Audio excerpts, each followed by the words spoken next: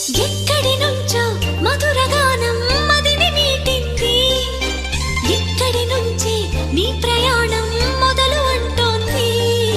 గలగల వీచే పిల్లగాలి